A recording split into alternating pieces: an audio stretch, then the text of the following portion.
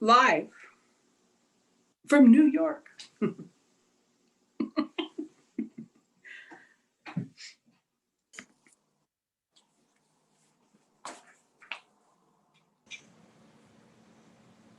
Well, hi, Mr. Petrie. How you doing? All right, looks like we're live. We are now live. Okay, we're live. Thank you. At this time, it's 6:05. We had some technical difficulties with people chiming in, but at this time, I would like to call the Springfield Local School Board of Education meeting virtual through Zoom and live stream to YouTube on Tuesday, August 18th, 2020 at now 6:07 p.m. Mr. Adams, then would you call the roll? Mr. Hess. Here. Mrs. Dodson. Here, Mr. Petrie. Here. Mr. Lance. Here. Mr. Hofer. Here. We're all here and accounted for. And then in the background of Mr. Sincere is an American flag. We'll say the Pledge of Allegiance, please.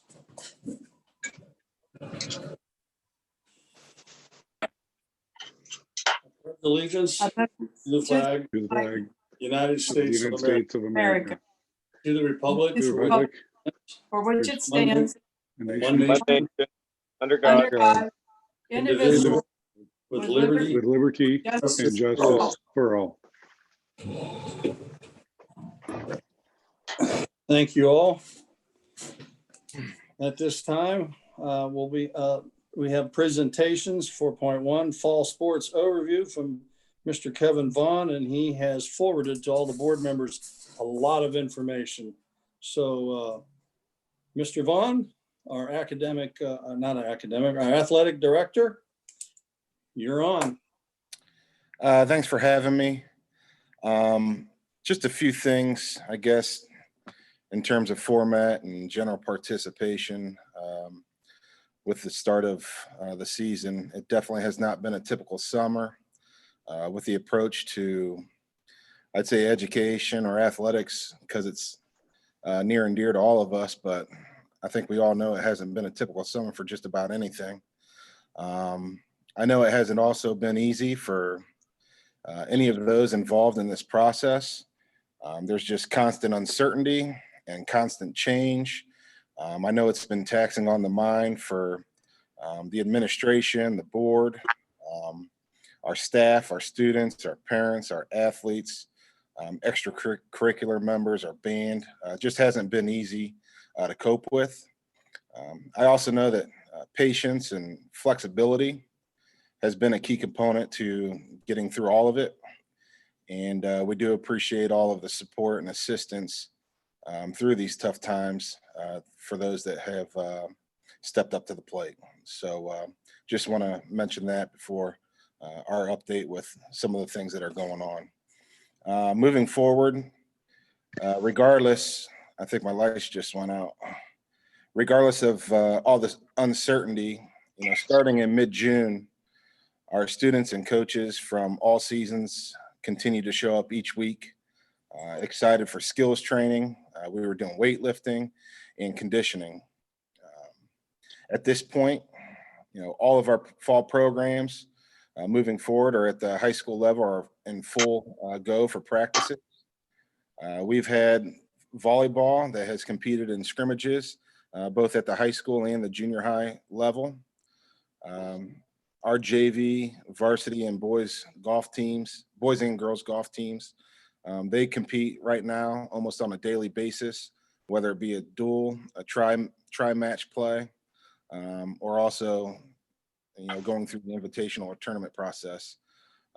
With them being the only ones in true competition or official competition at this point, they've all had their successes while out on the course. Both teams hosted a tournament. Our boys hosted the 7th annual Bob McLaren Invite at Ohio Presswood Country Club, and the girls hosted their 1st annual Lady Spartan Invite at Chenoweth Golf Course. Both tournaments, we had 13 teams participate, and as we went through the process, you could see that they were excited to be out there. They were enjoying themselves, and definitely something needed when sitting on the sideline for so long. All of our updates for golf have been posted on Twitter and Facebook daily, so you can check those out. And I think I shared that in the email. In addition, we have had junior high cheer, junior high cross country, junior high volleyball, and junior high soccer. They've all been underway with either practice or open fields. Junior high football, now that we kind of heard from the governor today, we're going to begin practice next Monday.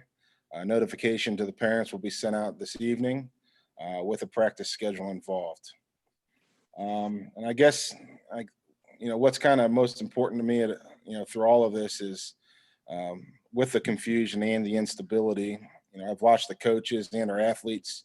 They've stayed poised. They stayed confident.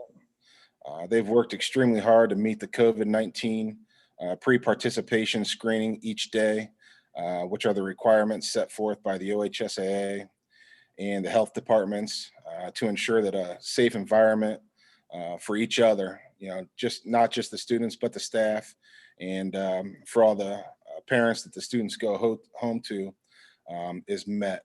And we're also very excited for the next step and looking forward to what's ahead. So any questions about what's taking place right now, just in terms of athletics? I have a couple other things I want to talk about with hometown ticketing and, our huddle focus approach that we'd like to get approved. But any questions just in athletics in general? I'm just curious, do our teams have enough athletes to participate? I know some have many athletes, but right now, do we have any teams that do not have enough athletes to participate? We did do picture day yesterday, so I got a in-person look at what we're dealing with in terms of numbers. And I say that we are concerned about girls soccer. Numbers are a little bit low, and we did send out an email to the district yesterday, just informing all that we're really looking to increase numbers. And if you still want to participate, more than welcome to join. Boys soccer is down a little bit than normal, but they do still have enough to compete. Football, I know, is always a hot topic with numbers, especially considering the circumstances today. And at pictures yesterday, we had 27 kids, which I think, if we can continue with that, as far as consistency showing up, I think we'll be just fine moving forward in terms of a season. It may get difficult to run a JV season, I think. We're hoping, like always, once school starts, we usually get more kids to participate, walking around the halls and trying to recruit kids in the cafeteria. Although there won't be as many in at one time, we'll still go through that process and give opportunity to all. All other numbers are pretty solid as far as what we've had in the past. If it's not too late to take additional football players, you might want to consider doing an all-call or a final forms seeking additional players. I did go down and watch practice today. I counted 22 dressed kids, so just enough to run an offense against the defense, which is far less than ideal. Exactly. Like I said, we're going to continue to recruit, and all methods are open. Final forms, all call. We can use whatever we need to at our disposal.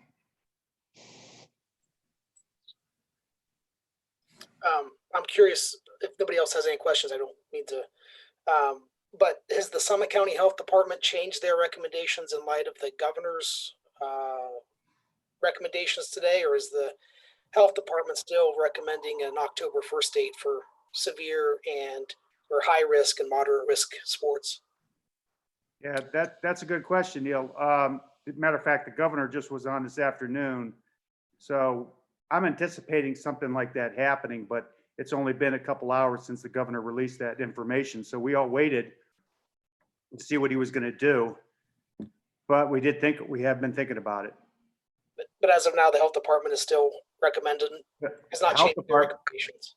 That's correct, Neil. The health department recommends contact sports now. That would include for Springfield would be football and soccer on October 1. Now that's an order that's been out since I think August 7. But so that we got new information today. Kevin's going to share with you.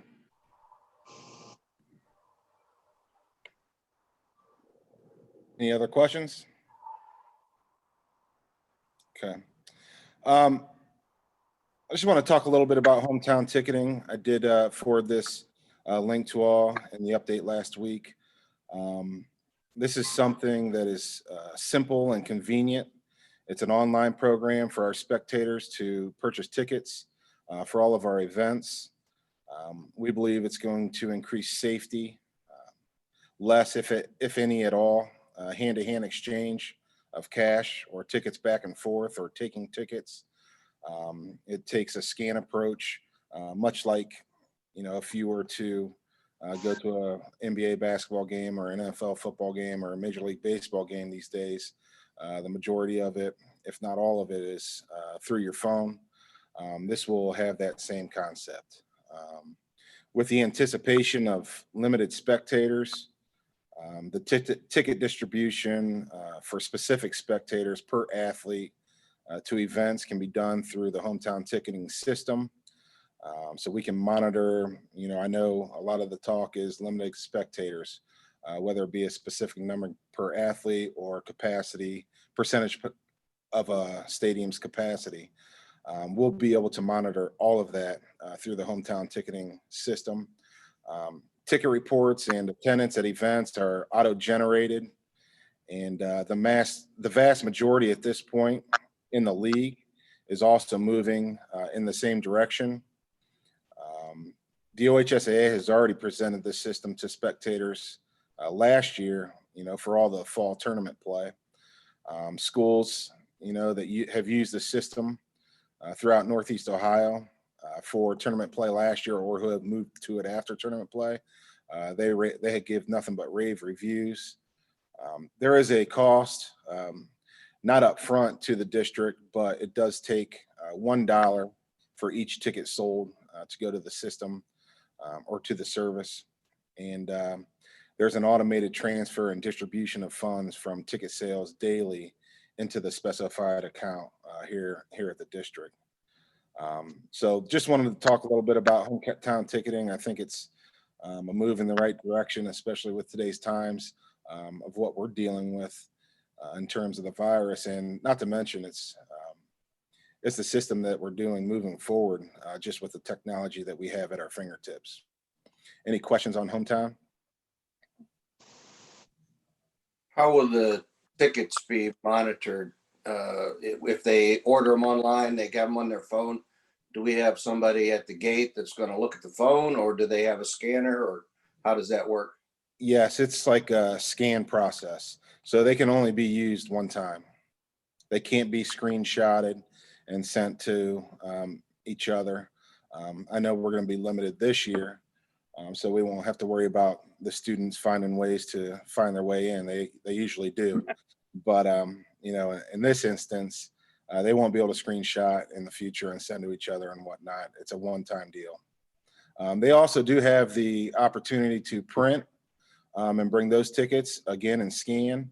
And there is also availability if, through the transition, we can request physical tickets for those that may not be comfortable with the process just yet, as we kind of lead them into that next phase of what we're trying to do. Yeah, Kevin, that was my question. Is this something kind of strictly for right now because of COVID, or is this something we're looking to go into in the future? Because I know you're going to have the people that I don't want to put my credit card on my phone. I don't want to, purchase online. They don't want to go the electronic route, which I understand. I do it, but I understand those people. So is this something more for just right now, or we're going to kind of try and move to for the future? I think it's something we want to move towards in the future, as of now. And we know that there are those concerns. Just like anything else, I think people will find a way, whether it's their child or adult child, if it's grandmother, grandfather, somebody will purchase those tickets for them. They can kind of come in together. There is an option for cash to use. I don't want to go through that process immediately yet, just based on the fact of what we're dealing with in these times. But it's something that we can look into for the future. Okay, thanks. Kevin, this is off the topic of the tickets, but talking about kids finding their way in reminded me of it. The two hillsides next to the bleachers at the football stadium. Yeah. Are we going to be able to keep kids off from playing their own games of tackle football there during the high school games this year? Well, if we have kids, I know there may be brothers and sisters, so I think we can find a way to figure that out. I think it was definitely something that was addressed when we were going through the planning phases if we were doing a complex. But we can work with our police officers, those that are working the events, and try to find a way to limit that activity.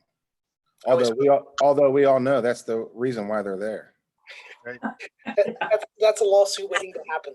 Right.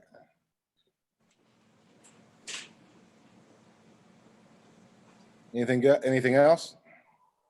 Okay. Last topic, kind of moving us into the future and, helping with, the lack of spectators that will be permitted into events. I wanted to talk about the huddle focus camera. And this will permit us to, which there are other options in terms of live streaming, but we think this is the best option to live stream our events. Basically, the huddle program, it's an all-encompassing video analysis, statware, and live streaming system. This system has an automated camera where you pre-schedule to record all of your, at this point, it hasn't come out with an outdoor camera yet, but you can still stream with your current camera. They give you a kit that will go right in your computer, but the automated camera is pre-scheduled to record all indoor activity. And this auto record of the event is based on movement. So this camera is at the top of your gym and, hooked either to the rafters or the walls. And it just follows the movement of the ball, and it records the entire, whether it be practice, any game, whether it be volleyball, wrestling, match, basketball, anything that you have going on in your gym, and it live streams it for you. This is going to give us the capability to put this right through to our YouTube channel if you want to stream it for free. And there's also a capability to use a pay-per-view feature if we want to generate dollars on this. We've thought of a couple different aspects. One, get it out there for people to see, let them see it free for a period of time, and then generate those dollars through a pay-per-view. Obviously, there's the talk of, tough times right now. We, first year trial, we do it for free through our YouTube channel. But those are all things that will be taken care of through other conversations. The Huddle Assist comes with this package, which includes film breakdown and tendency reports generated through Huddle and sent next day to your coaches, and which also in turn goes to your athletes. All of your athletes will have their own account, so they can watch all their film at any point in time and watch their opponent's film, so they can get better and prepare themselves for competition. And when we talk about limited spectators, whether it be now or later, it can be because of the limitation. It can be because maybe somebody doesn't feel safe due to a pre-existing condition. Maybe you have grandma and grandpa or aunts and uncles that live out of town that would like to see their niece and nephew compete. Work schedules may not permit. These are all remedies, or this live streaming is a reason to remedy all of these situations. I think it would be great for us. The cost is a little bit steep up front, but it's something that we can generate dollars between each program chipping in, because each program will have its own access and to the film and statware. And we also have the boosters that we've talked about getting some dollars from. Not finalized, but we have had this on a topic of conversation in our meetings before all of the virus hit. And, obviously there's athletic dollars as well. And that's basically the three things I want to talk about: what's going on in athletics, hometown ticketing, and huddle. Three things we'd really like to get going. If there's any questions on huddle or just anything in general, I guess now's the time.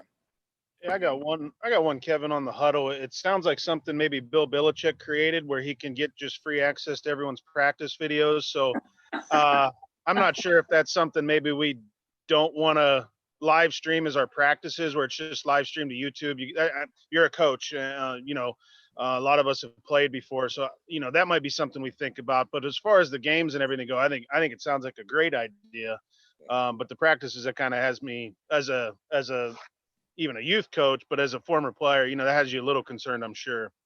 Yeah, practices wouldn't be live stream. Practices are just, it's an unlimited storage unit, as far as the film goes. So they can just plug all their practices into the system, and then kids can watch themselves. You could set up a camera behind the plate, and just the kid can watch himself swing after swing after swing, really assess themselves and critique themselves and just get better. So yeah, it'd be more just for competition. Okay, thanks. And I even sometimes wonder, you share film in football and basketball. Do you want your film out there where it's available online? Right. So yeah, there's a lot of different angles to look at with it, but I think it generates more positive than negative. Great. All right, thank you. Yep. What is the cost, Kevin? So this year they will charge us based on what we spent last year for individual huddle system, which is about $4,200. Now next year, to get the whole package, it becomes $10,000. At the same time, there's an insurance that goes along with it. So if football were to be canceled or basketball were to be canceled, you would get 25% off of that $10,000 next year. If both sports were to be canceled, you get 50% off for next year. Like I said, it sounds like a lot. And honestly, I'd like to even up it to $7,000 this year and get two cameras, one for the junior high gym and one for the high school gym, and make sure that all of our kids are being noticed, no matter what grade level they're in. So if we could get a camera in each gym, I think that would be where we really want to be, or our next school, or maybe even next year. But when you take each program and everybody pays a little chunk, $10,000 doesn't become all that expensive. And what's the lifespan of those cameras? Any idea? That I do not know, but I'm hoping they last a long time. They're expensive. So These are just for indoors, right? So it wouldn't be like out at the football field or the baseball field, or? Correct. Okay. But when you're out in the football field or the baseball field, you can just use your regular video recorder or iPad or phone, and there's a system that hooks from your phone or whatever into your laptop, and it streams. So we could stream it without a dedicated camera from Huddle. Correct. Okay. Any camera. Correct. All right. Yeah. So I guess, Neil, I mean, as far as the automated, I don't know the life. I can look into that for you. It doesn't say that in the specs, but I know they put out a good product, and I'm sure there's a warranty.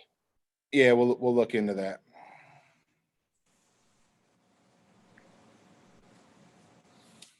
Thanks, Anything Kevin. else?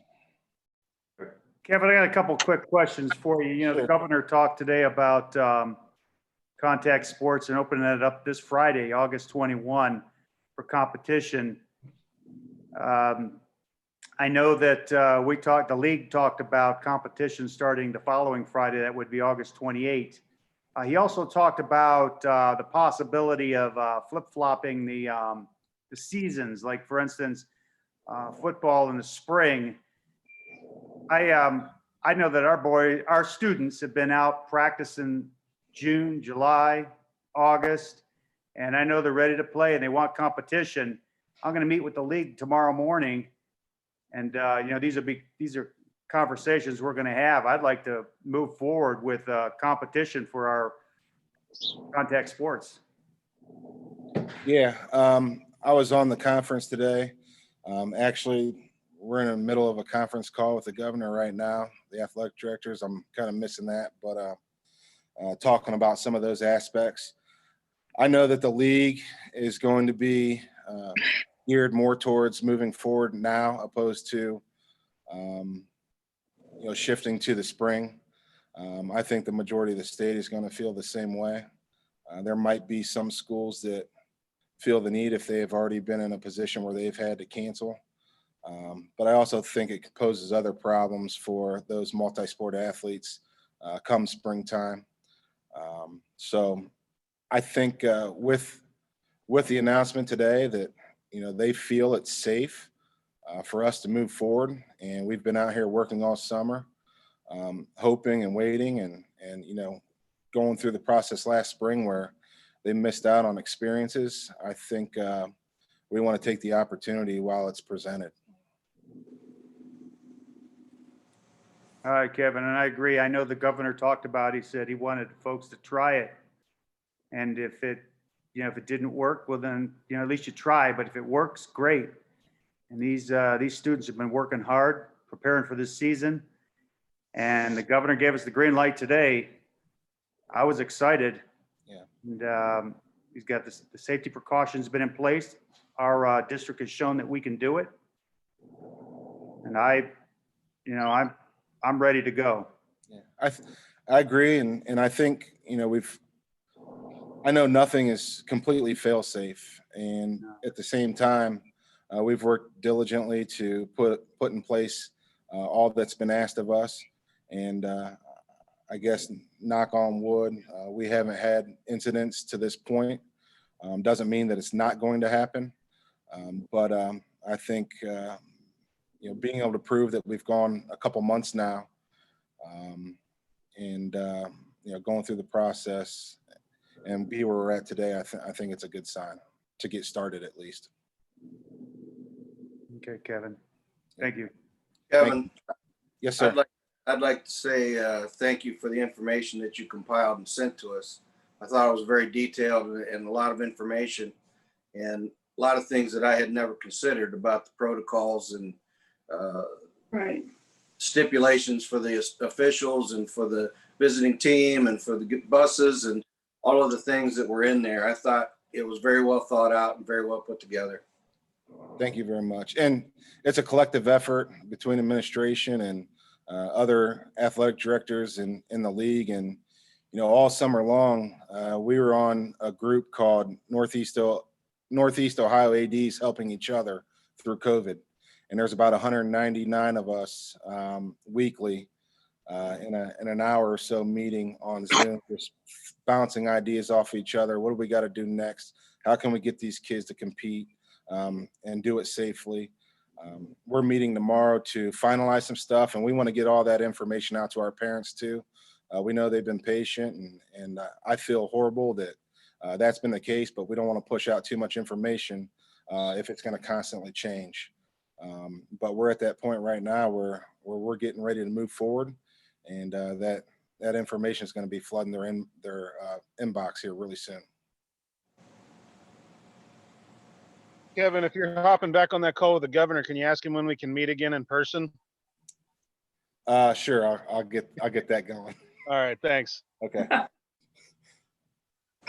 right. Thanks, Kevin. Appreciate it. Thank you. We'll see you.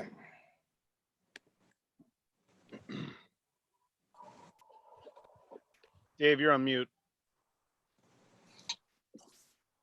Yeah, thank you. Glad someone's looking out. I turned it off for the back feedback and of course then you forget about it when you get wrapped up in a presentation. So we'll move on to item 5, approval of minutes. As recommended, the board approve the minutes of the special meeting of July 14th, 2020 and the regular meeting of July 21st, 2020 in exhibits 1A I need a motion and a second, please. So moved. Thank you, Mary Lou. Is there a second? Second. Neil, thank you. Chad, have you had something on that one? Because we talked about that. Yeah, I'd like to make an amendment to Exhibit 1A. This is on item 20-112. This was the school lunch price increase. Just like to have it noted that I had voted no on that, Chris. Okay, Thank you. So I don't know if we need a motion for the amended and then the original, or just amended and then one vote.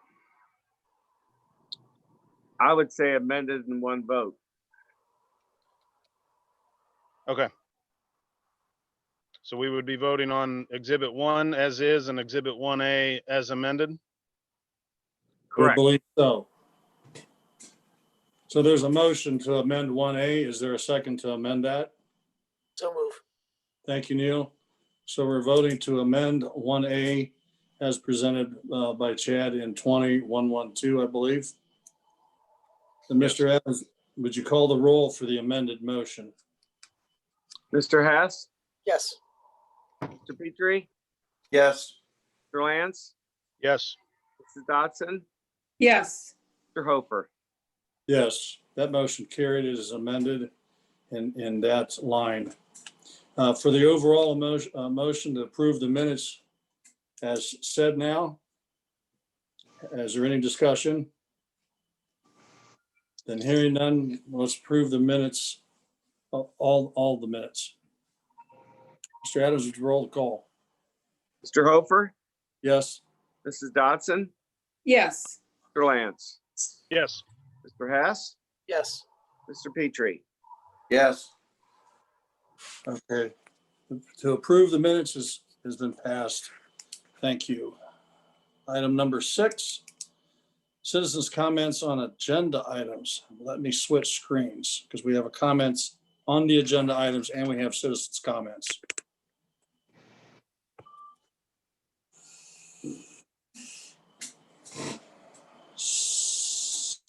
Citizens' comments on agenda items from Matt O'Brien. Hello, my name is Matt O'Brien. I hope to be reinstated tonight from the RIF list, which is the best decision for student safety so the kids can have a better ratio for in-person learning. I look forward to helping school district during this very difficult transition back to school. Sincerely, Matt O'Brien. From Jessica Casher to the Board of Education members. I'm grateful to be considered for reemployment at tonight's board meeting. It has been an honor to teach junior high art and to work with the Springfield community the last 5 years. This is a district that I value, and it is truly where I want to be. Furthermore, I believe in the power of art education.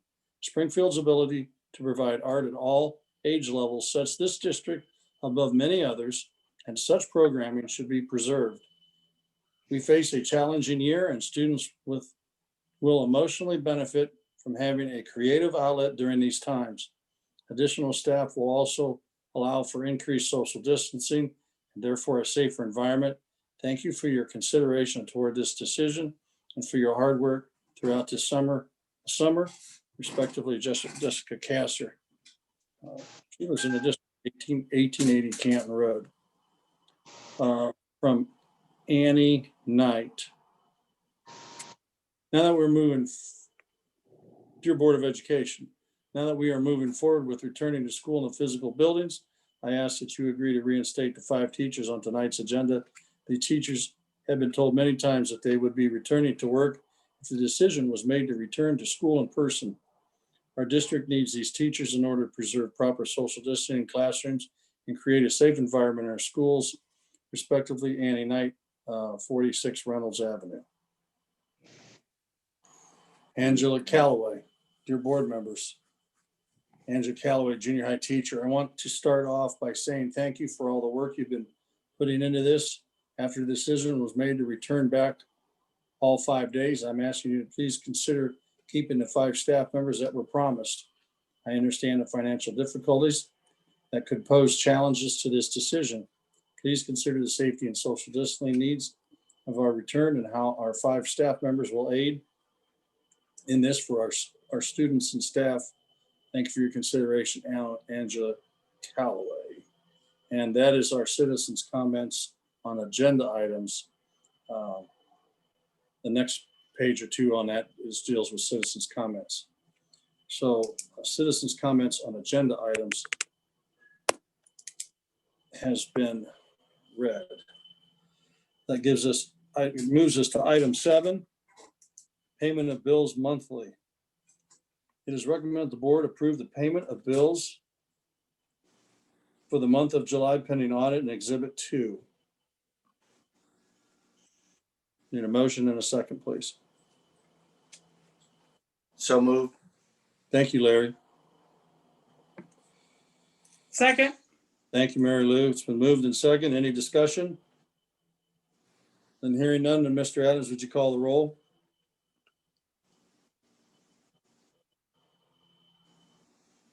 Mr. Petrie, Yes. Mr. Lance, Mr. Hess, Yes. Mrs. Dodson, Yes. Mr. Hofer. Yes. Chad, you're on. Mr. Lance is on, yeah, there you go. Thank you. Yes. Okay. I That's read 5 his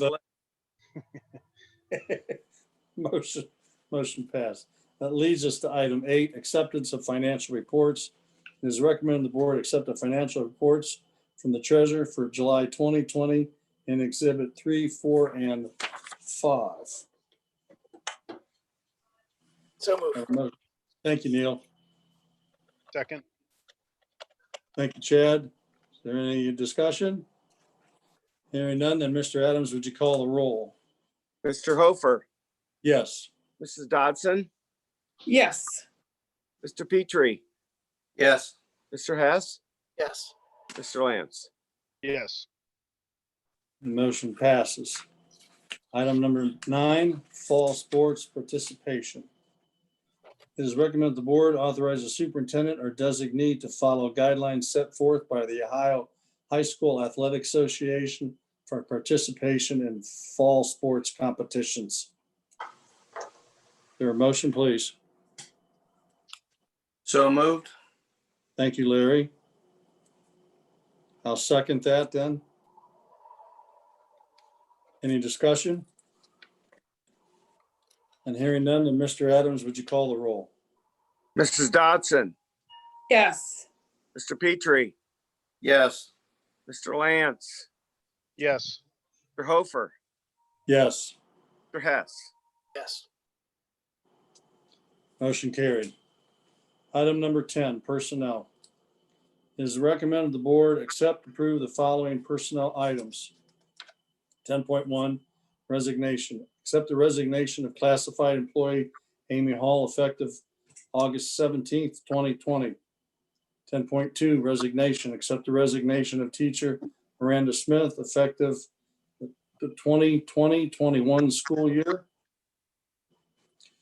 10.3, resignation. Accept the resignation of teacher Rebecca Sabry effective the 2020-21 school year. 10.4, resignation. Accept the resignation of teacher Raymond Douglas Jones effective 2020-21 school year. 10.5, resignation. Accept the resignation of teacher Kelly Porter Santa Maria effective 2020-2021 school year. 10.6, resignation. Accept the resignation of teacher Magdalena Zook effective the 2020-21 school year. 10.7, resignation. Accept the resignation of tutor Shauna Phillips effective the 2020-21 school year. 10.8, resignation. Accept the resignation of tutor Anna Marie Porter effective the 2020-21 school year. 10.9, resignation. Accept the resignation of tutor Christina Rocco effective the 2020-21 school year. 10.10 ESY bus monitor employee. Classified employee Vicky Kirby as a bus monitor for the summer UDS route for extended school year 2020 pending sufficient student enrollment. 10.11 non-sport supplemental contracts. Approve the following non-sport supplemental contracts for the 2020-21 school year per the negotiated agreement pending proper licensure. Ernie Cole, summer band at 10%. Ashley Fraley, summer band assistant, 6%. Ernie Cole, instrumental music director at 10%, and Ashley Fraley, instrument music assistant at 6%. 10.12, leave of absence. It is recommended the board approve an unpaid leave of absence classified employee Tabitha Cunningham Radzik for the 2020-21 school year. 10.13, leave of absence. It is recommended the board approve an unpaid leave of absence for classified employee Regina Southall for the 2020-2021 school year. 10.14, resignation. Accept the resignation of classified employee Christy Tarter effective the 2020-21 school year. 10.15, resignation. Accept the resignation of teacher Kim Barcoman effective the 2020-21 school year. And 10.16, resignation. Accept the resignation of teacher Natalie Brazel effective 2020-21 school year. I have a motion, please. So moved. Thank you, Mary Lou. A Second. second. Chad, thank you. Any discussion? No, I don't know if it matters, but at least on my agenda, it looks like Kelly Porter Santa Maria is on there twice.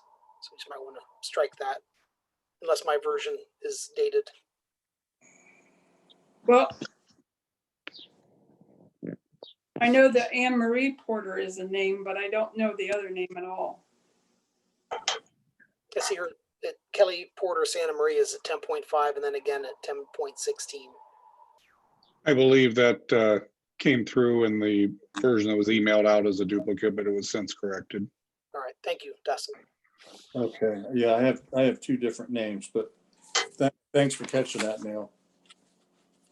Okay, any other discussion? And hearing none, then Mr. Adams, would you call the roll?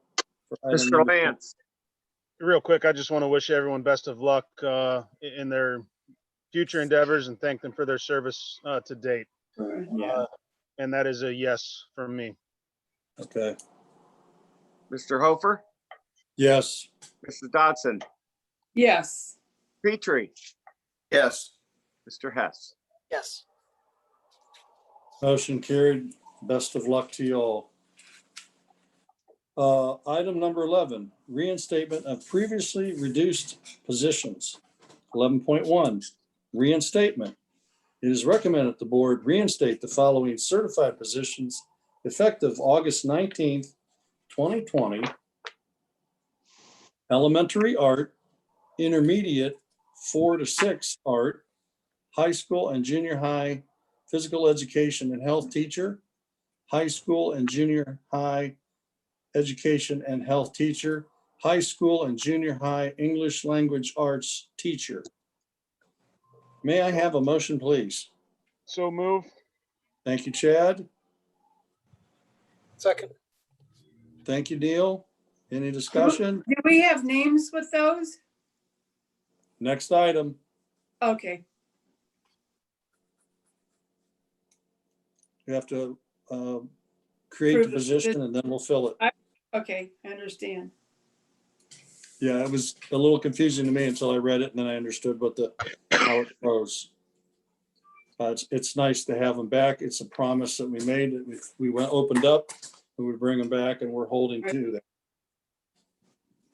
Hearing no more discussions, and Mr. Adams, would you call the roll? Mr. Lance, Absolutely yes. Mr. Petrie, Yes. Mrs. Dodson, Yes. Mr. Hess, Yes. Mr. Hofer. Yes, and we welcome those positions back. Item number 12, personnel 2. 12.1, employment. Reemploy Matt O'Brien from the reduction in force list per the negotiated agreement with Slack as a teacher effective August 19th, 2020. 12.2, employment. Reemploy Lisa Villers from the reduction in force list per the negotiated agreement with SLAC as a teacher effective August 19th, 2020. 12.3, employment. Reemploy Jessica Casher from the reduction in force list per the negotiated agreement with SLAC as a teacher effective August 19th, 2020. 12.4, employment. Reemploy Lindsay Ibos from the reduction in force list per the negotiated agreement with SLAC as a teacher effective August 19th, 2020. And 12.5, employment. Reemploy Kim Whitmire from the reduction in force list per the negotiated agreement with SLAC as a teacher effective August 19th, 2020. Motion, please. So move. Thank Second, you. Thank you, Mary Lou. It's been on the motion, it's been on the table. We welcome these teachers back. Any other comments from our board members or staff or administration? well, we made the promise and so we're bringing them back and I'm glad of that. I Good agree quality there. teachers. Anybody else? Hearing no other discussion, Mr. Adams, call the roll, please. Mr. Hess, Yes. Mr. Petrie, Yes. Mrs. Dodson, Yes, Mr. Hofer, Yes, Mr. Lance. Yes. motion is carried. Welcome back. Item number 13, service agreement, Springfield Police Department.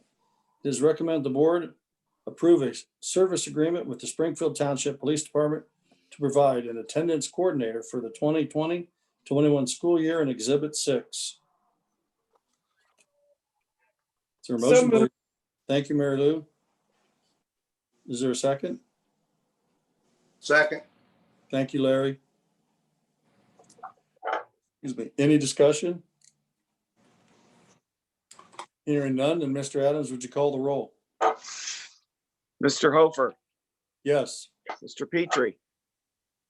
Yes. Mr. Lance, Yes. Mrs. Dodson, yes, Mr. Hess. Yes. Motion passed, and that has worked well for us. Item number 14, inventory disposal, Chapel Hill Christian School South. It is recommended the board approve an inventory disposal for Chapel Hill Christian School South in Exhibit 7. Is there a motion, please? So move. Thank you, Neil. Second. Thank you, Chad. Any discussion? And hearing none, Mr. Adams, call the roll, please. Mr. Lance, Yes. Mr. Hess, Yes. Mr. Petrie, Yes. Mr. Hofer, Yes. Mrs. Dodson. yes, Motion passes. Item number 15, memorandum of understanding, SLAC. It is recommended the board approve a memorandum of understanding with the Springfield Local Association of Classroom Teachers, SLAC, with regards to the Ohio Teacher Evaluation System 2.0, OTES 2.0, and Exhibit 8. Motion, please. So move. Thank you, Chad. Second. Okay, Larry, thank you. I do have a question just about how this will work for those teachers that are teaching remotely. Just kind of what complexities this is going to create, if any, from a remote learning standpoint. Larry, can you help out on that? I know that we're able to do those things. It is a little more challenging, but we can. Just like everything else in this upcoming school year, it's going to be a unique challenge, but I know that teachers and administrators will work together to get it done appropriately. Thank you, Mary. So, well, I'm curious, will like the evaluators be watching online as well? Is that kind of how that would work? Possibly, yes. Okay, so then they would have the notifications like they do in the classroom. It just, per se. Correct. Sounds like it's kind of still a work in progress. Definitely is. And in fact, to be honest with you, Slack has not even voted on this MOU yet. So we are acting on it actually before they are. But I have to do some bragging though right now. Springfield Local Schools was one of the few states in the state of Ohio that piloted the program last year. I remember A that. lot of work on our administrators and our teachers, and they got through it. And this year, it's mandated for the rest of the state.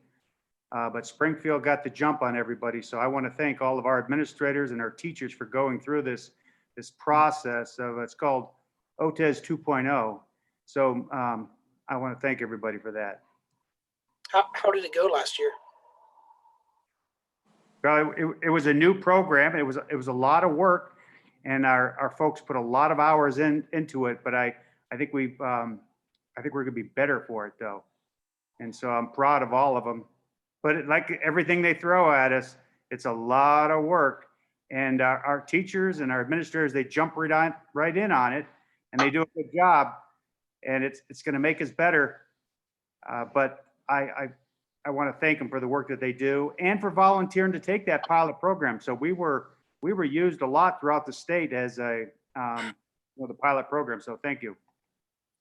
I apologize if there was a presentation on it and I missed it. It would be a good presentation sometime this fall, just for the board on one of our meetings to get a little more information on the program. Absolutely. Okay. Any other discussion? And hearing none, then Mr. Adams, would you call the roll for item number 15? Mr. Hofer, Yes. Mrs. Dodson, Yes. Mr. Lance, Yes. Mr. Hess, Yes. Mr. Petrie. Yes. Motion passes. Item number 16, revised school calendar. It is recommended the board approve the revised school calendar for the 2020-21 school year in Exhibit 9. So Motion- moved. Thank you, Mary Lou. I didn't grab who seconded that. I did. Oh, thank you, Neil.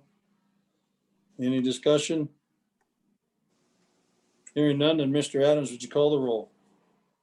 Mr. Hess, Yes. Mr. Hofer, Yes. Mr. Lance, Yes. Mrs. Dodson, Yes. Mr. Petrie. Yes. Motion passes. Item number 17, resolution provided complimentary passes. It is recommended the board approve a resolution regarding complimentary passes and waiving payment of an entry fee to the events for the 2020-21 school year in Exhibit 10. So moved. Thank you, Larry. Second. Thank you, Chad. Any discussion? And hearing none, and Mr. Adams, call the roll. Mr. Petrie, Yes. Mr. Lance, Yes. Mr. Hess, Yes. Mr. Hofer, Yes. Mrs. Dodson. Yes. Motion passes. Item number 18, special education transportation. It is recommended the board deem transportation to be unreasonable, uneconomical, and impractical under present conditions for the students listed in Exhibit 11. Motion, please. So move. Thank you, Second. Neil. Thank you, Mary Lou. Any discussion? Then hearing none, Mr. Adams, would you call the roll? Mrs. Dodson, Yes. Mr. Petrie, Yes. Mr. Hess, Yes. Mr. Lance, Yes. Mr. Hofer. Yes. Motion carries. Item number 19, OSB delegate and alternate delegate. It is necessary to appoint a delegate and alternate to the OSBA annual business meeting in November 2020. Whoever is nominated as the delegate and whoever is nominated as the alternate. And I do know that as of right now, that will be virtual. I don't know how they were going to pull this one off, but it will be a virtual, it will be on Zoom, I'm assuming. Are you going to be presenting this year, Dave? I can? Well, I'm going to say, if you're a presenter, then I nominate you as our delegate.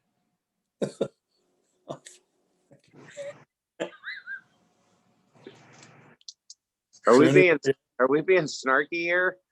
Or Not no? at all. Oh, okay. Just wondering. I didn't realize they were zooming it. I thought it was canceled. No, they came out and the last time I heard it is by Zoom right now.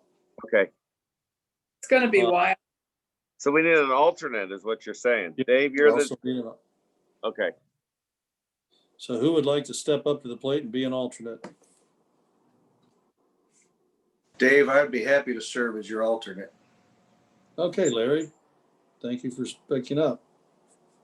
I nominate Larry Petrie as the alternate.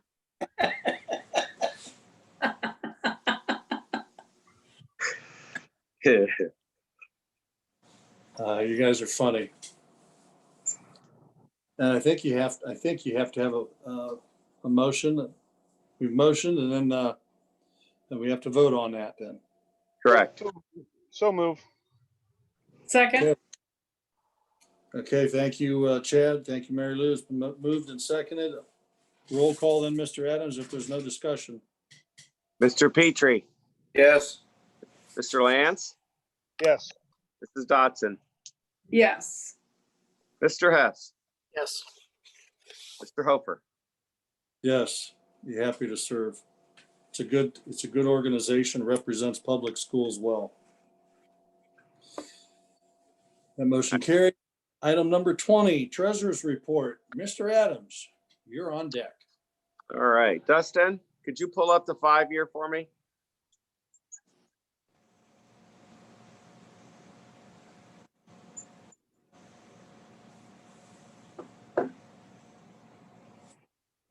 There you go, sir. Okay. If you could take it down a little bit, down to right there, 7.02. What I want to talk about tonight, and we're going to have some more details in the September board meeting, but a lot of times when levies go down, they go down because of lack of information, or the average taxpayers doesn't understand the magnitude of our financial crisis. Typically, a school district would like to have cash on hand about 60 days. As you can see, we operate over $30 million a year in our general fund. That's just our general fund. That's what keeps the school buildings, the teachers, the benefits. And as you can see, we ended the year with $88,000. If you take 2 months, if you have a $30 million budget, you'd like to have 600,000 to 800,000 at a bare minimum, And we ended the year with $88,000 with some creative shuffling. Let's put it that way. It was very difficult to make it to the end of the year. If our levy does not pass for next year, Dustin, if you would like to go down a little farther, you're going to see without the levy, we're going to be, okay, right there's perfect. We're going to be about 1 million right now, 1.5 million short. What does that mean for us? That means the state of Ohio will come in and they will dictate to us what cuts are going to be made to make it to the end of the year. And those cuts are people. And I'll show you on in the next graph that schools are made up mostly of people and their benefits. You know, so if you got $30 million in a budget, 75 to 78% is the average among the state of Ohio. And we fall right in there, is made up of people. And that's what keeps treasurers up at night. Because how much is 1.5 million? Well, 1.5 million divided by 60,000, the average teacher, a beginning teacher and their benefits is 60 to 70,000, depending on how much seniority they have when we hire them, as you can see, is a lot of people. Look what happens the following year. If we continue, the following year, we're going to be short almost $3 million. So as you can see, it'll be just a continuing cut of people. But what happens if we pass the levy? Remember, this is the first operating levy we've had in over 20 years. If we pass the levy in November, I'll squeeze by next year with $21,000. But then you'll see in line each year it'll go up. Next year, 1.7, 3.2, 4.5. And the reason is next year, we only get half the levy. If we pass it in November, we're only going to get a half year collection for this fiscal year. But then you'll see it go up 3 million, 3 million, 3 million. So we'll have breathing room for the next 4 to 5 years. And I'm confident with the work of my fellow administrators, we could stretch it even farther. But there is no more breathing room. Another question I get is, well, 10 years ago when I got hired in, we were finishing up our fiscal emergency. How did we do that without passing new money? Well, we did it because Mr. Stauffer came over and recognized very quickly that we were staffing for a 3,000 to 3,300 school district, and we didn't have that many children. So it wasn't easy, but he was able to reduce, we called it right sizing. We could reduce our staff to meet the student population. So we got out of it. We were one of the few, I don't know of any other district that got out of fiscal emergency without passing new money.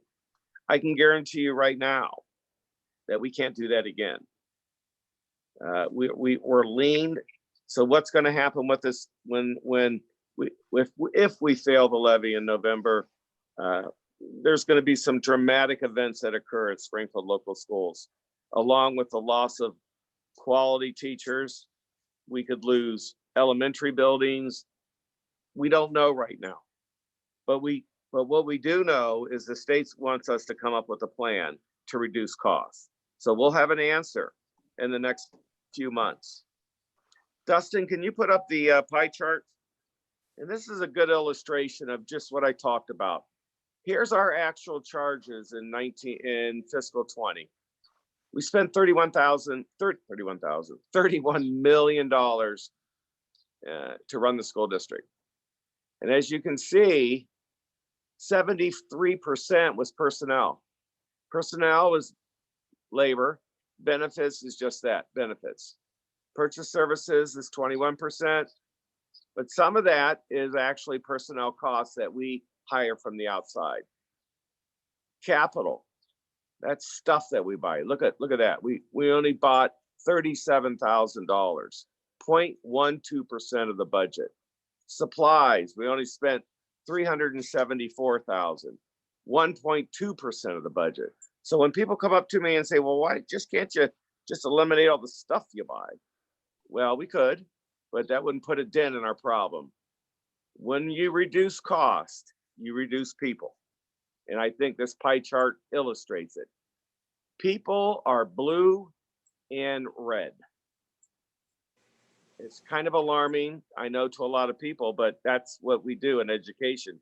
We don't produce anything, we mold minds. And to mold minds, you need teachers. Okay, Dustin.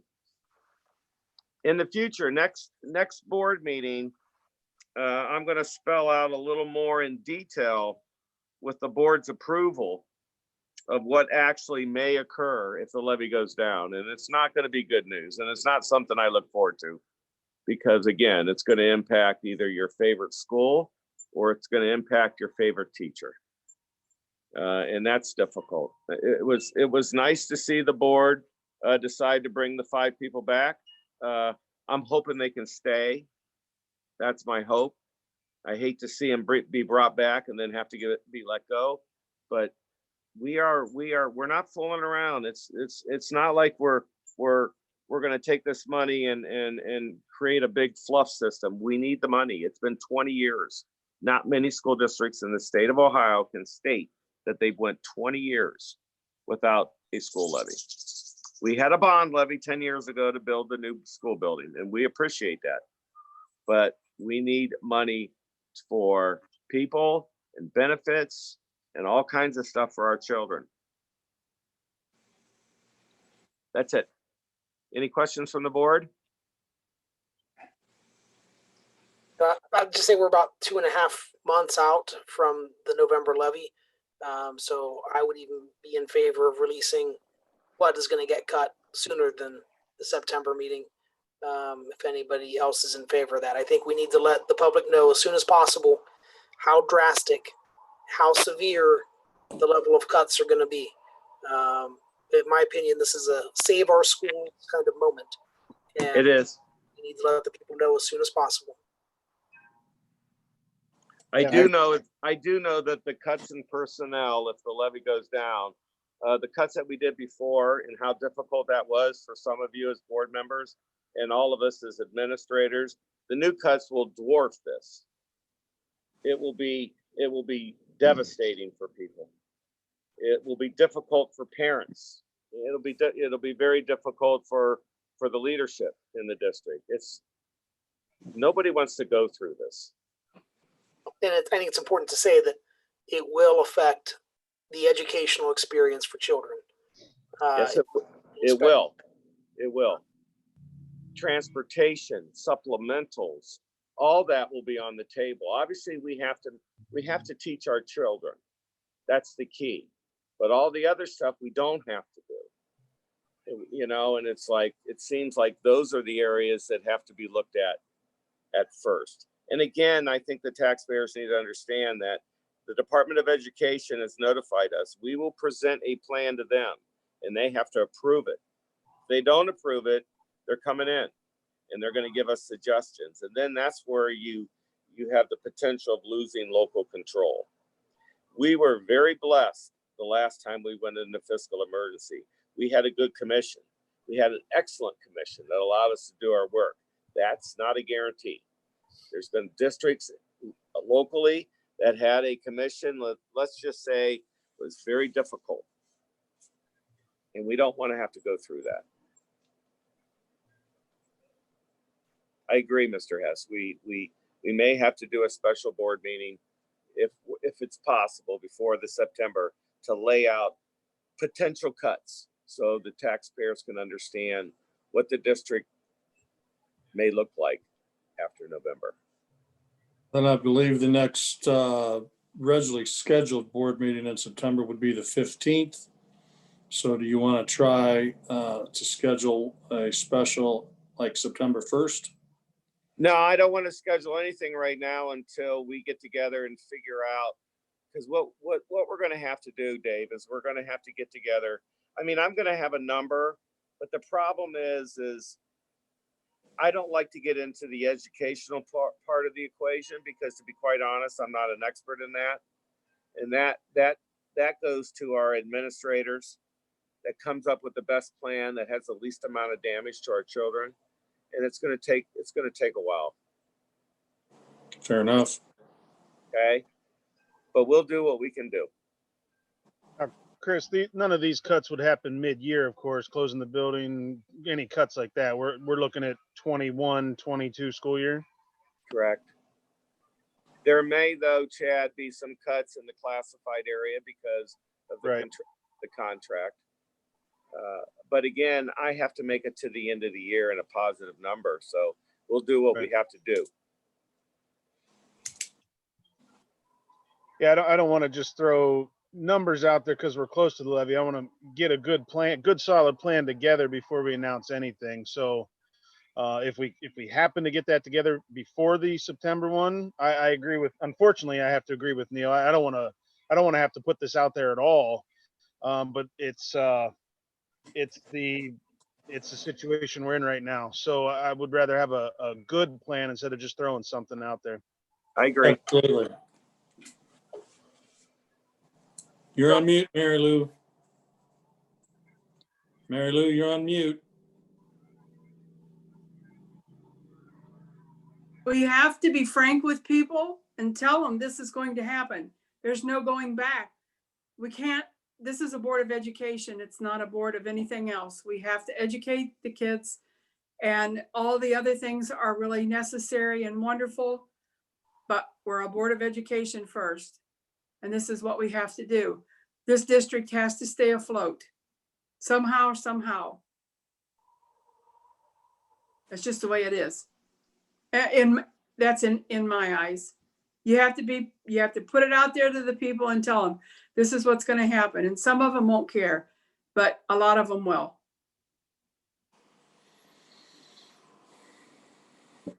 Agree, Mary Lou. Yeah, we don't ask for new money lightheartedly. No, it's been 20 years. Exactly. The need is, Nobody, I can't run this house on what my husband and I both had 20 years ago. So, and I don't think anyone else can run their house or their business on 20 years ago income. Can't do it. It's impossible.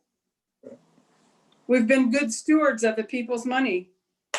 And I think they need to appreciate that, and that we've been careful and we've done good. But now we can't do it anymore. yeah, so much to the point that some things have not been upgraded. We've run a lean ship, maybe almost too lean in some areas. But yeah, we don't ask for money. If we didn't truly need it, we wouldn't ask, and we definitely truly need to keep this district moving. I get it. There's a sense of pride in this community. Me and my wife just talked about this today. We're going on 32 years in this community, and we've supported the schools. Even when we sent our kids to Lake Center Christian for a while, we supported everything that the school district had to offer and voted for the levies. And then we brought our two boys back into the district. But yeah, it's time to support the schools again, as always, and keep the strong pride and the community pride going forward in this district, which I've come to love. By the way, if I had to do it all over again, I would adopt Springfield. You know, I graduated from a different school, and I had different eyes looking into this community, and we plopped down roots here, me and my wife, when we were young, and we grew our family up here, and we will be a part of this community for a very long time. You know, I guess the thing that also gets to me is, even the way it is today, even before we make those cuts, our children still don't have the same opportunities that children in other school districts around Summit County have. They don't have the same opportunities, whether it be extracurricular activities, sports opportunities, even various educational opportunities. Kids in Green and Hudson, other school districts that have. We should be offering our children more opportunities, not threatening to take away the opportunities they currently have. I mean, it is You're right, yeah, absolutely. Agree with that. Okay, has everybody said their piece? Then we'll move on to item number 21, if no one has anything more. Okay, then we'll move on to item number 21, Business Manager's Report. Mr. Boswell, you're on deck. Good evening. Like to give you an update on things that are going around in the business office here. Most everything that we're doing right now revolves around preparing for school to start on September 8th, getting everything ready that we need to before then, getting hand sanitizer, disinfectant distributed throughout the district and placed, cleaning supplies, bringing everybody up to speed on new cleaning procedures, developing the plans that are necessary, continuing to order supplies and distribute those. So like to thank my staff, especially April Crace and Mike Smith, who have been handling a lot of the details and ordering those supplies and finding those, sourcing them. It's been a ever challenging job, as I mentioned before, sourcing supplies and products that we need to fight COVID. Everybody's been trying to buy them, and some things we've had to wait for weeks lead time, months even. But we've been getting those in and getting them distributed through the district, and continually making sure that our supply chain is coming along so that as products are used, they'll be replaced in a timely manner so that we always have stock on hand. In that, in transportation, Melinda Hamilton's been doing a great job routing as we get information in regarding students' intent, whether they're going to be in school or whether they're going to be online. And then beyond that, if they're going to be in person, whether they've chosen to utilize our transportation or provide their own transportation, getting those routes done in a physically distanced manner where we are under restrictions as far as how many kids can be. We're limiting to 2 children per seat, trying to keep household members together. Mask, of course, will be required on the buses. So that presents a challenge that we've obviously, as many things that we're doing right now, we've never had to do before. So that's been a challenge. Taking that on with stride and working on those. We'll start to see buses rolling next week as we have Portage Lakes Career Center going back to school. We'll have some transportation for those students, or I'm sorry, later this week, as we get those students going back to school there. So you'll start to see some buses on the road. And just a overall thank you to all the staff out there. Everybody's been pitching in, doing what needs to be done, even if it may not be their job necessarily. They've been pitching in and just doing what needs to be done. The OPSI groups that I primarily deal with have stepped up, and we just mention a task that needs to be done, and they find somebody and get them assigned to that quickly, so we can get that item taken care of and move on to the next. Our tech department has been busy unboxing, inventorying, setting up Chromebooks, getting those ready for deployment.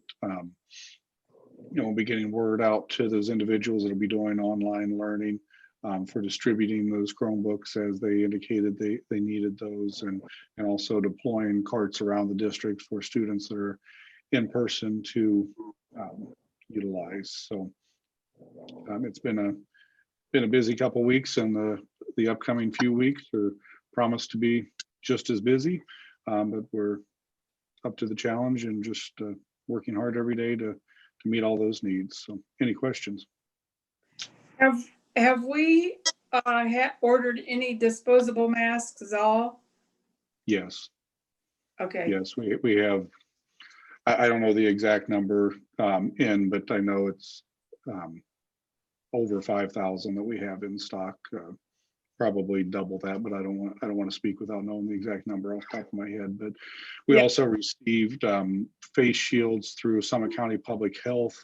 Those are just on the other side of my wall behind me. They're being assembled right now. They came with some assembly required, so that's one of the tasks that I think of staff are busy doing right now, is putting those face shields together, so every staff member will have a face shield, and also distributing masks that we received through the Bureau of Workers' Compensation, 5 masks per staff member that they're packaging to distribute out to the staff members.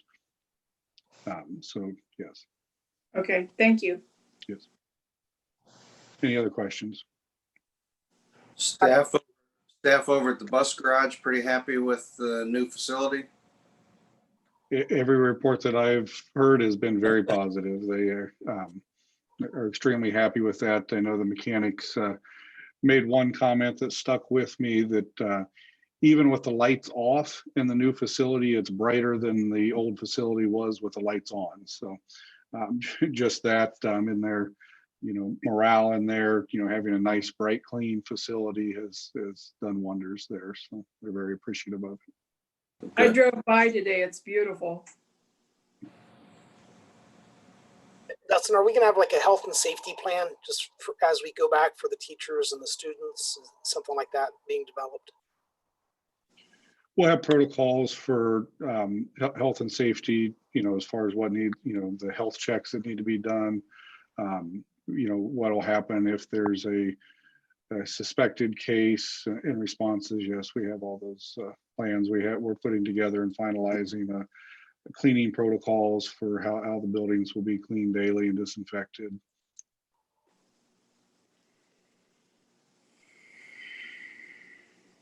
Okay, anybody else have any other questions? Thank you, Mr. Boswell. Thank you.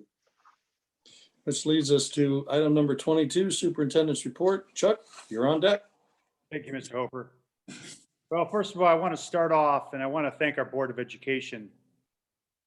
Since March, mid-March, we went into this, we closed the school buildings, COVID case situations. And the boards had to make very, very difficult decisions all along the way. I've had conversations with every one of them regularly. And it's tough. I want to let the folks know it's very, very difficult. The situations that they have to think about, make decisions on. And I'm proud of every one of them because it's not easy. And I want everybody to know that you got a good board here in Springfield. And I'm telling you, I work well with all of them and they're good folks and they make decisions with children in mind. And I'm proud of all of them. And I know it's not easy. And there's a lot of controversy going on every time boards make decisions on anything. And I'm proud, and I want to let this board know that I'm proud of the work that you do. And I know it's not easy at all. And I see the emails that come through but we're moving forward. We got a great administrative team. We got great staff, teachers, OPSE workers. We got a good board and we're going to make it happen. We're going to do the things we need to do to be successful. So I want to start off with that and let the board know, thank you for the work that you do. Second, I want to thank Kevin Vaughn, our athletic director, for being here tonight to explain a little bit about some of the things that are happening in sports because it's a very hot topic. And it was very big and Governor DeWine talked today about it. But our students have been out there working hard all summer. Our coaches have been motivating our children, getting them going. We've seen what happened in the spring. We saw our winter sports. We saw our spring sports. It looks like we're getting a chance to compete. So I want to thank Kevin Vaughn, the athletic department, all of our coaches, students and parents that are involved with keeping those programs going. So thank you for that. I also want to welcome back our those 5 teachers that we brought back today that were on the RIF list. I know that was a very difficult situation they were in.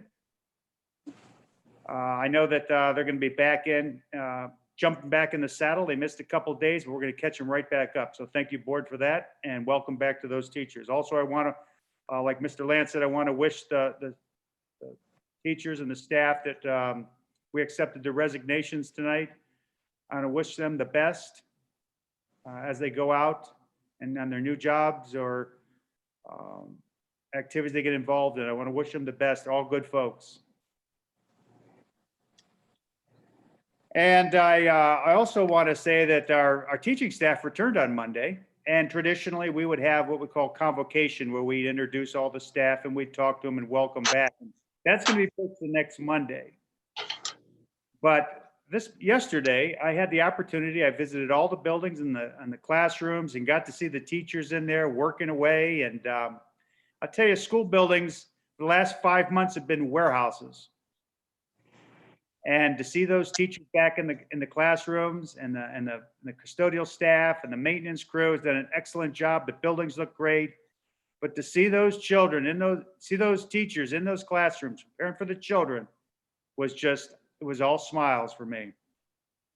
And I saw them working and they're getting ready and they're excited. So congratulations to our teachers getting them back, and our staff and the office staff that was there working away. We're getting things ready. It's a good sight, folks. It really is. So I want to thank all the Dustin Boswell, Mike Smith, all the maintenance staff for the work that they do. They worked all summer long on the buildings, getting them ready, and they look good. So we're ready. We're getting ready. Dustin did mention our Porters Lakes Career Center students will be starting school this Thursday. So we're excited to get those kids back in there. But with it comes the school buses. So school buses are going to be rolling. Over the next couple of weeks, thousands of Ohio's children will be heading back to school. So for many of these students, their day starts and ends by riding the bus. We're proud of our drivers. They meet our students first thing in the morning, and they're the last ones to say goodbye. As the buses return on the roadways, we have a few reminders, though, for the folks. Motorists are required to stop at least 10 feet in front or behind a school bus when flashing lights are displayed.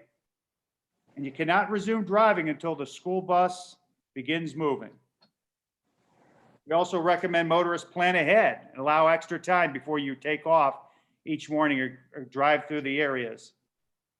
Motorists should always exercise caution while children are boarding and exiting school buses. All of us can make this school year a safe one.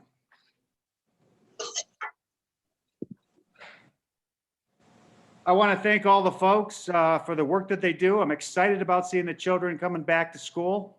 I can say that it's going to be exciting. It's going to be challenging. We have to be flexible, but we're going to do it. So I want to thank everybody for tonight being here, and I want to thank our board. Thank you. Any of the board have questions for Chuck? Okay, hearing none. We'll move on to item number 23, items worthy of your note. September 7th is Labor Day, no school. September 8th, students' first day, as that is 3 weeks away from today. Item number 24, citizens' comments. I believe there's 2. Let me change screens. I'll get back to that.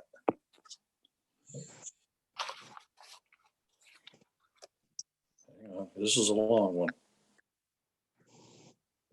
Okay. Citizens' comments from Laura Ridenour. I was very disappointed in watching the last meeting. I believe that the last vote was pushed through without all pertinent information being provided. It seemed that the reason for physically returning to school was based on a 70-30 survey and the fact that this will cause an inconvenience to parents.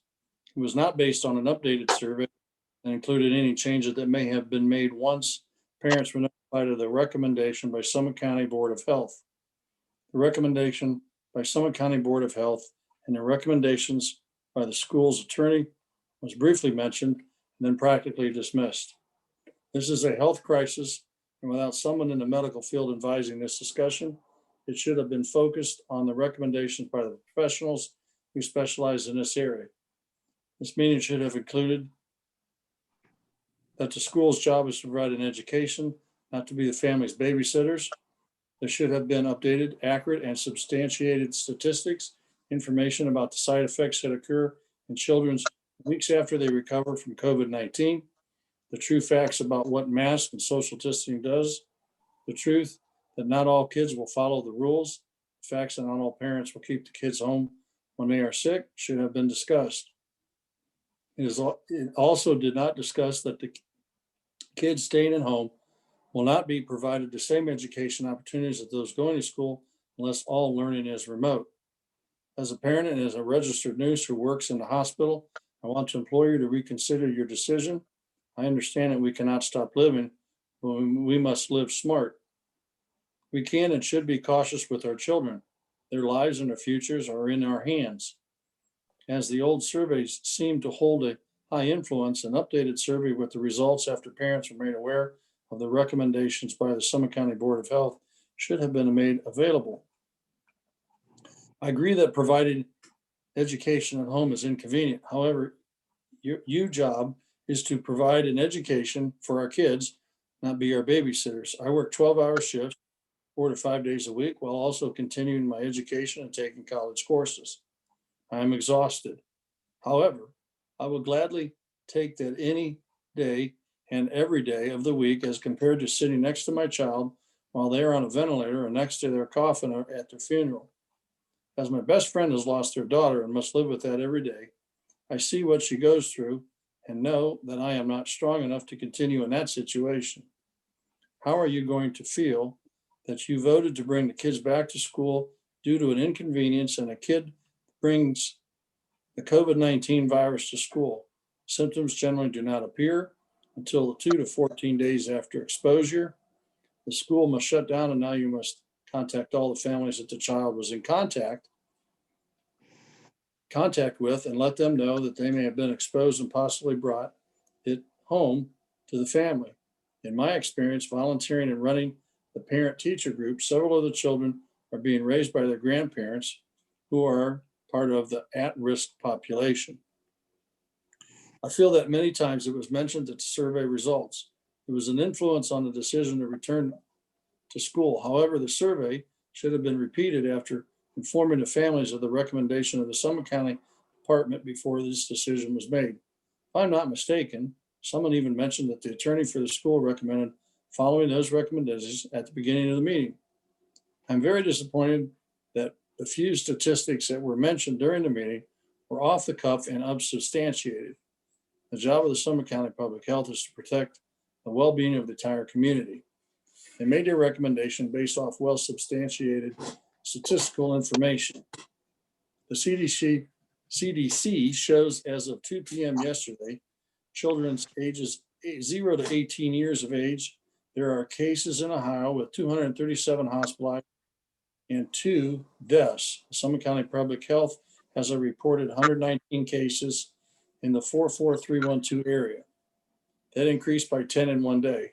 However, contacting COVID-19 and recovering is not the end of it for some children. There is more to this disease than many are aware of. Yes, the children are strong, but there is also a possibility of multi-system inflammatory syndrome that strikes weeks after they have recovered from COVID-19. It includes rashes, red eyes, fever, abdominal pain, swelling of the extremities, and brain and neurological symptoms from irritability and dizziness to seizures, meningitis and stroke, and can be fatal. The mask does not prevent the exposure to COVID-19. It only reduces the exposure. Masks are made up from a porous material and therefore do not prevent droplets from moving past the mask. Staying 6 foot apart only reduces the opportunity to spread disease when a person coughs, sneezes, or talks. In regard to children following directions of keeping their mask on and maintaining 6 foot distance, you should watch the different extracurricular practices that are still going on. They are continually having to remind the kids as they watch them sitting next to each other without masks. I personally know of one parent from our school who has tested positive and still sent their child to band practice, even though the parent had not quarantined themselves from the child. That same parent refused to get their children tested, even though they have symptoms. Unfortunately, just as parents have sent their children to school when they are sick in the past, they will likely continue to do so, just ask the school nurses. I realized when I watched the meeting that no information was provided about the restrictions of education given for those who chose to stay home. My children are in advanced classes and will not be allowed to take those classes unless they physically go to school. Therefore, we are not given a choice. We are being forced to put our children at risk. That information should have been given before the vote. That information should have been given before the vote, that everyone can understand that it is not an equal opportunity. My children are being segregated due to their intelligence. I understand it's due to staffing, but in today's technological world, they could just as easily Zoom the classes. Lastly, I would like to know if it's safe for our children to return to school. Why is it you are still having your meetings virtual instead of in person and opening it up to the public who are unable to have input into this meeting? It appears that some of you did not feel comfortable having an in-person meeting. I understand that children learn better at school. I have 3 children and one does learn better at school. The second craves the social atmosphere. The third needs the structure. Maybe it's me being selfish or a very mean mother, which I've been called. However, the health of my children is too important to me to put my children at risk. If need be, we can retake classes or grades, but I cannot and you cannot change the effects if any of those children get COVID-19. I would not expect any of you to instruct me on my job because it is not your expertise. However, the pandemic that we are experiencing is the expertise of the CDC and Summit County Public Health Department, and that is whose guidance we should be following. At the hospital, policies regarding COVID-19 change almost daily. Daily as we learn more about it. But I will tell you that when we have a suspected case at the hospital and transport that patient to a negative pressure room, we are escorted by security to make sure that all the doors are closed before we pass through to protect those in rooms. And we are all gowned and double masked with N95 masks. I rather doubt these are the precautions the school will be following. Please understand that I understand the pressure you are under. However, in this case, the consequences outweigh the benefits. Even one child bringing COVID-19 unknowingly can have catastrophic effects that you will be judged for, even by those wanting kids to return, as well as possible lawsuits. I wanted to include some information for you to support my case. Thank you for your time and patience in reading this. And there's 4 pieces of information she develops. That is Laura Ridenour, RN 2639 Mayfair Road. Our last letter on citizens' comments comes from Sam Ray. Good afternoon, all. My name is Sam Ray. My address is 2575 Sanitarium Road. I, along with Councilwoman Heather Anderson and Nikki Coons, have been helping with the amazing cafeteria transportation staff pass out meals every day for the students of the district that need it. I know this was first offered as a service to the students while they were taking classes remotely. Since the district is now split between the learning remotely versus in class, are you still offering this to those children, or will they forfeit the lunch for a safer at-home learning environment? Secondly, is there a plan in place for the distribution of breakfast lunches for the students that will be in school? As you all may already know, these areas are trickier since on a normal day, our cafeteria staff would be in contact with every student during breakfast and or lunch. Do we have a medium in which to deliver these meals to the students? Will they have divided common areas of classrooms to eat in? And how will the staff handle exchanging of payment and reduced information while keeping our staff safe? I speak only for my concerns, seeing as I have loved ones working in these areas, and they are still unsure of the protocols as of this evening.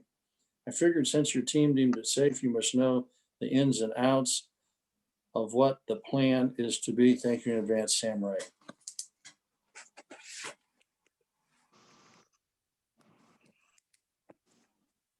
And that is our citizens' comments. Dustin, can you bring us up to speed on the lunches? And are we still going to offer lunches for those kids who are going to go virtual?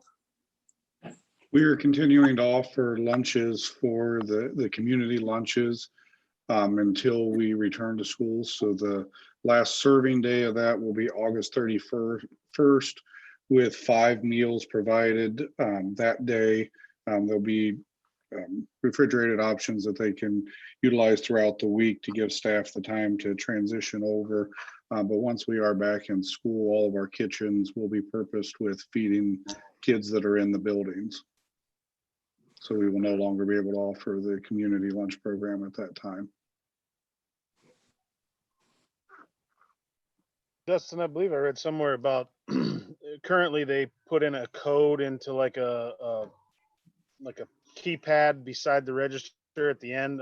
From what I read, is that's not going to be utilized now. There's a different way they're going to be putting in their code or paying for their lunch. We are encouraging the prepayment options, especially those online options for parents to put money on their children's accounts.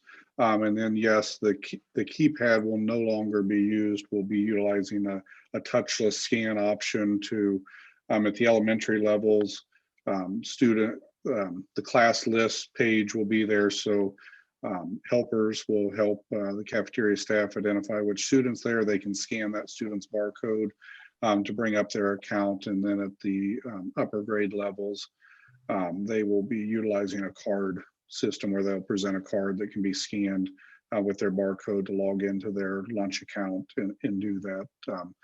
And as for the, we have been working on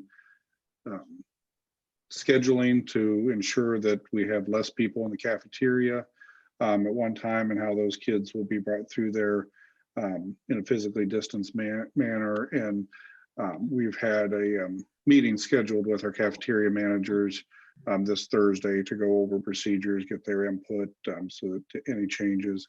And even with the touchless system, we'll also have a barrier there between the point of sale and the students coming through there. Serving options will be limited, and students will no longer be able to handle items themselves, even such as getting milk. That will have to be provided on their tray for them, rather than them reaching in and getting a milk out of the cooler there as they've done in the past. All items will have to be served to the students rather than them touching anything.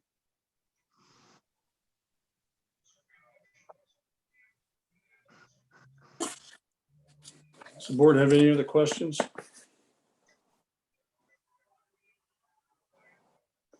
Okay. We'll move from item number 24, citizens' comments, to item number 25, board members informal. Mary Lou, we'll start with you. All right, well, it's good to be back in Ohio. A little cooler here. I think it's triple digits out there now, but I wish a very safe start to the school. Sounds like we're prepared pretty good. We don't know what the future is going to hold with this virus. We can only be as careful and do as good as we can. I guess that's all. I hope everyone has a good, safe start back. And welcome to the teachers who have been brought back as well. Okay, Mr. Petrie, do you have anything? I'd just like to say go Spartans. Best of luck to our student athletes, and we are hoping that you have a safe and wonderful experience. I know it will be different, but we're looking forward to you being able to get back out on the field or on the court or whatever your sport is. Okay, Mr. Hess. I don't really have much to add. I just want to thank the staff and the administration for the work that they have put in, and certainly welcome the teachers back, and just urge that everybody take the precautions necessary for themselves and their families to stay safe.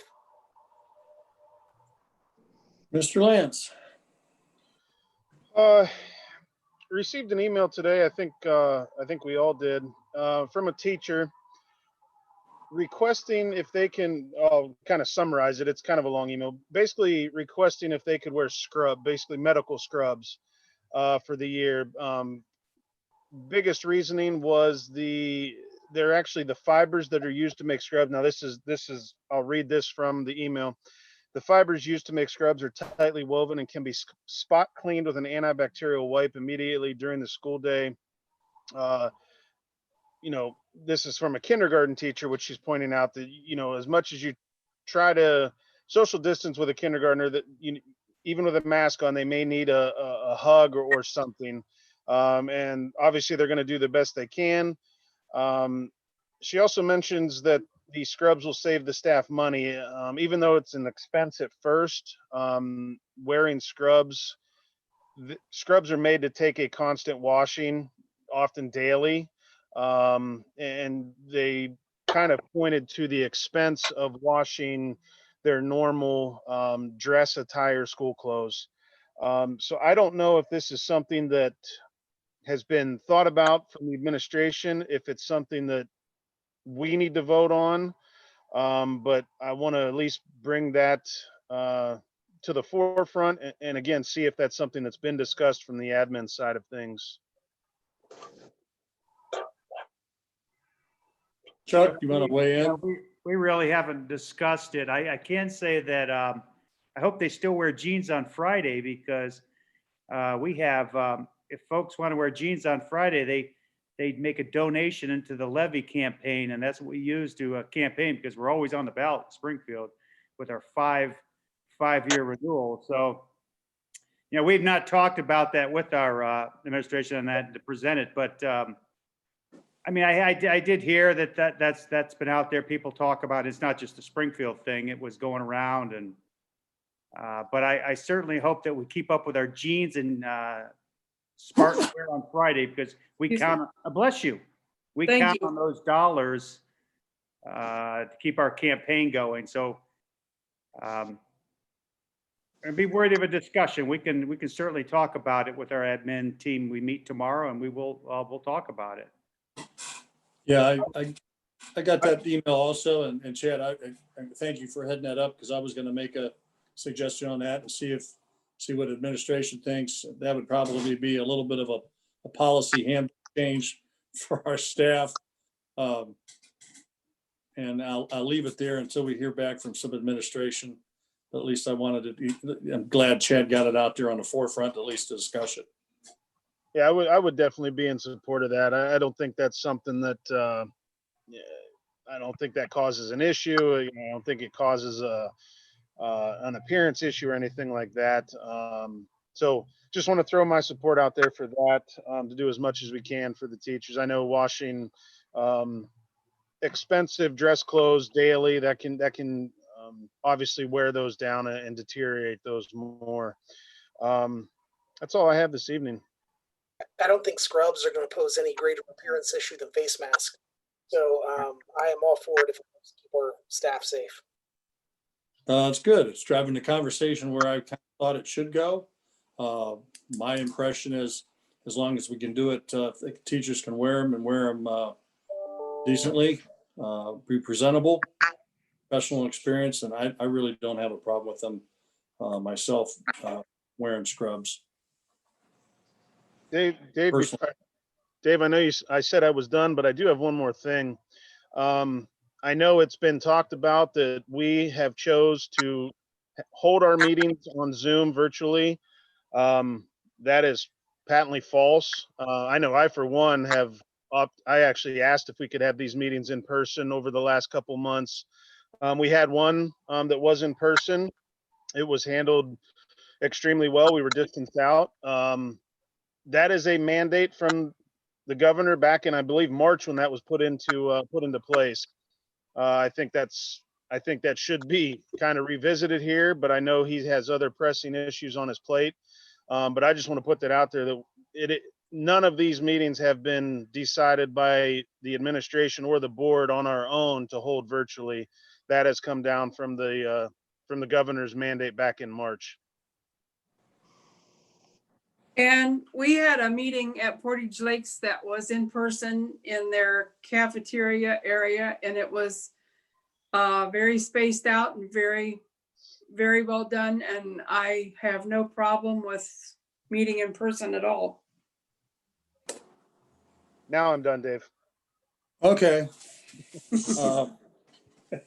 I guess my end of it was I've done some research. CDC has a publication out, The Importance of Reopen American Schools This Fall. I don't know how much you'll see of it.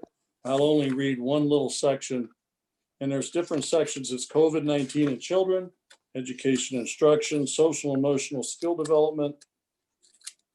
If I can flip the pages quick enough. Safety, physical nutrition, physical activity, the conclusion. There was a reference paper from people at the CDC, and I'll read just one paragraph. The best available evidence indicates that COVID-19 poses relatively low risk to school-aged children. Children appear to be at lower risk for contracting COVID-19 compared to adults. To put this in perspective, according to the Centers for Disease Control and Prevention, CDC, as of July 17, 2020, the United States reported that children and adolescents under 18 years old count for under 7% of COVID-19 cases and less than 0.1% of COVID-19 related deaths. Although relatively rare, flu-related deaths in our children occur every year. From 2004 to 2005 to 2018 to 2019, flu-related deaths in children reported to CDC during regular flu seasons ranged from 37 to 187 deaths. During the H1N1 pandemic, April 15th, 2009 to October 2nd, 2010, 358 pediatric deaths were reported to the CDC. So far in this pandemic, deaths to children are less than in each of the last 5 flu seasons, with only 64. Additionally, some children with certain underlying medical conditions, however, are at increased risk of severe interest from COVID-19. Scientific studies suggest that the COVID-19 transmission, along with children in school, may be low. International studies that have assessed how readily COVID-19 spreads in schools also reveals how low rates of transmission when community transmission is low. That's that one. There is also another one out there, preparing K-12 school administrators for safer school. And it is a very informative paper. I would highly educate people to read those. When this thing first broke, a lot of people don't realize I have a daughter-in-law that works at Banner Medical Center in Tucson, Arizona, and the virus is the virus. They asked her to be the head of a COVID wing there at Banner Medical Center. So I gave my daughter-in-law a call. And the first thing that she said out of her mouth, which was interesting, she said, "We're really starting to believe that it's not spread by droplet form, but it's spread by surface contact." And I said, "Okay, explain some of this to me." I said, "What about masks?" She said, "Masks will help keep the dispersion of if there is virus." But she said this to me, and this was very interesting. She said that if the virus attaches to a droplet, it becomes heavy and wants to sink and attach to a surface.